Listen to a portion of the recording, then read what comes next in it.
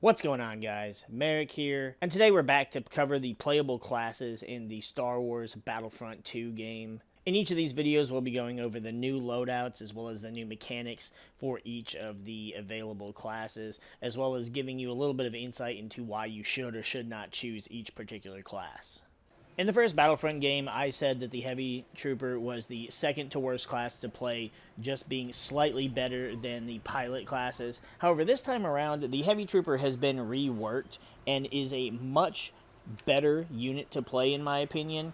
With a total of 550 health points, the highest amongst the four basic classes, this trooper can take a lot more of a beating than the other four classes. However, it does come at the drawback of being just slightly slower, whether it's just your normal running pace or even when sprinting.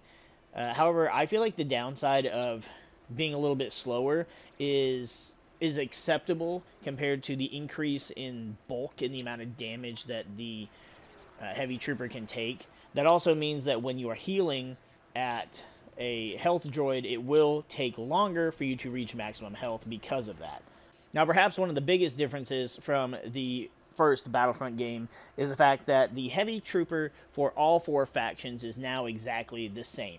You've got 7 single-fire rockets, the default blaster pistol that overheats. You've got 2 thermal detonators instead of 3 that we used to have, and then you have 4 of the trip mines. So now all 4 classes are exactly the same. They're exactly even.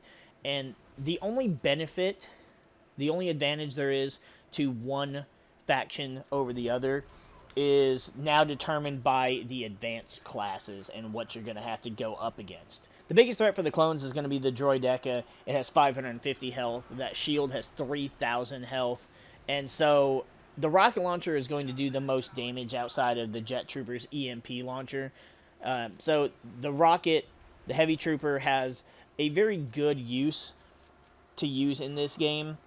The Heavy Trooper for the Empire is equally as usable, with the Wookiee Warrior coming in at a total of 800 health. So having that rocket damage is going to be very beneficial when taking out the Wookiee soldiers. When it comes to the Rebels and the droids, however, that's not really as useful because the only class that's going to have a higher than average health stat is going to be the Heavy Trooper. So there's not as much of a use for the rocket troopers outside of using them against the droids or the Wookiees. So the clones and the Empire just have a little bit of an edge, but not enough to really say that they're a better class than the other 2 factions. So that's going to be it for our tutorial explanation for the Heavy Rocket Trooper.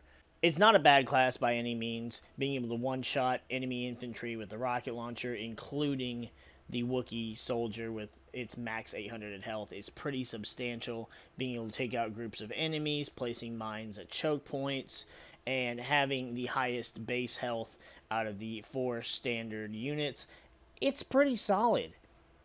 If you get the rocket and then you get the award pistol going, you're covered on close range, you're covered on long range, explosives. It's a really solid class, and it's a hell of a lot better of a decision picking the Heavy Trooper than it was in the first game.